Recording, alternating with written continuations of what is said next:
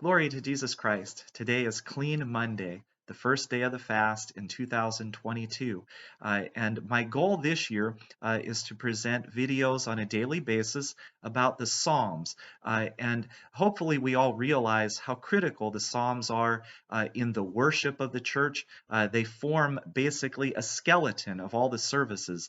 And it's amazing as Orthodox Christians how, if unfortunately we've never taken the time to just sit and read the Psalter, that how well we know it because we've been in church and heard the Psalms either read or sung, and how vital they are to not only in the early church but continues on in the church to be such a vital piece of our worship.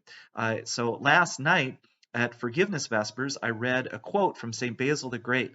I will read a portion of that quote today as well, and also a quote from St. John Chrysostom about the importance and the beauty of the Psalms. But my goal then each day will be to read one psalm and then have a little bit of a commentary from it, whether it be from the church fathers, whether it be about how it's placed in time in the services of the church, things like that.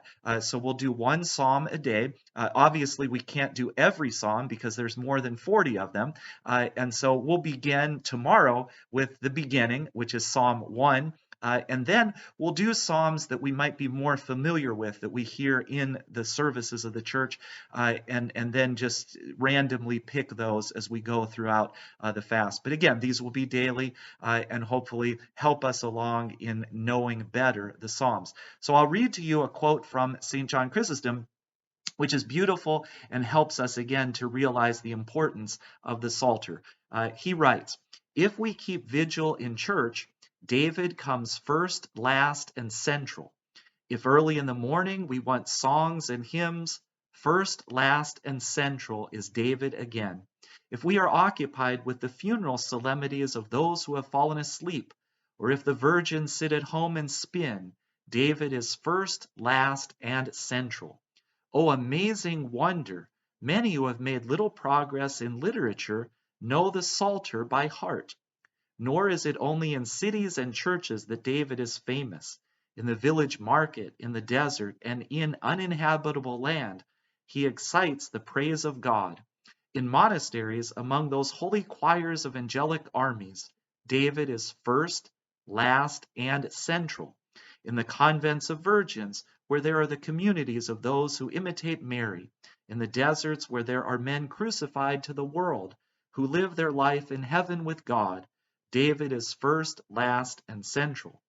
All other men at night are overcome by sleep.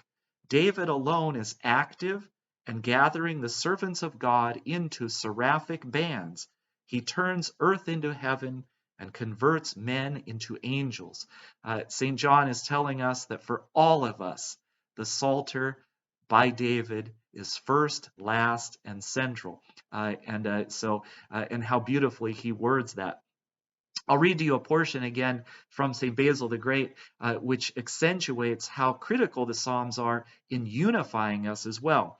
And he writes, "A psalm implies serenity of soul. It is the author of peace, which calms bewildering and seething thoughts. For it softens the wrath of the soul, and what is unbridled it chastens.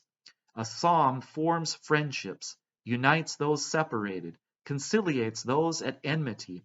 Who indeed can still consider as an enemy him with whom he has uttered the same prayer to God?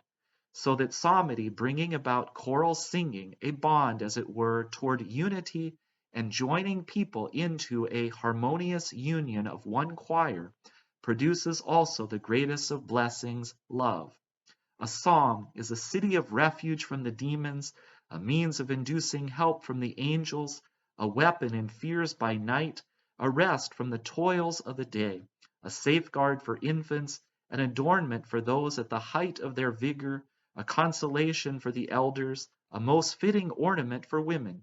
It peoples the solitudes, it rids the marketplaces of excesses, it is the elementary exposition of beginners, the improvement of those advancing, the solid support of the perfect, the voice of the church. It brightens feast days, it creates a sorrow which is in accordance with God, For a psalm calls forth a tear even from a heart of stone. A psalm is the work of angels, a heavenly institution, the spiritual incense. The Psalms, as St. Basil says, is the voice of the church. And during this Lenten season, I always encourage people, let the voice of the church be what is heard, not our own voices. And the Psalms can help us with that. St. John, in the quote I read first, he says something very interesting. He says, "Oh, amazing wonder, many who have made little progress in literature know the Psalter by heart." And I take that he's referring to people that might not have even read books at all, but what they've heard is the Psalter. And even in St. John's time, in a monastic setting, the Psalms were being recited over and over again. There's even a canon in the church which says that a candidate for bishop must know the Psalter by heart. And as we hear that, we would think, oh my gosh, how could that be? But it makes perfect sense if people are hearing over and over again the Psalter, which in a monastery, the complete Psalter is recited once a week. It makes sense that yes, it could be known by heart. And maybe that's a good goal for all of us to try and have, maybe not the full Psalter, maybe some of the Psalms, but if we keep on looking at them and reading them, they'll become part of us. And again, as St. Basil says, the Psalms are the voice of the church. So it's really good for us to dive in and read them on a regular basis. So hopefully during this fast, this will be helpful for all of us, including myself, to learn a bit more about the Psalms, become more familiar with them, and use them as a place of refuge in such a chaotic world. So again, tomorrow our video will be from the beginning, Psalm 1.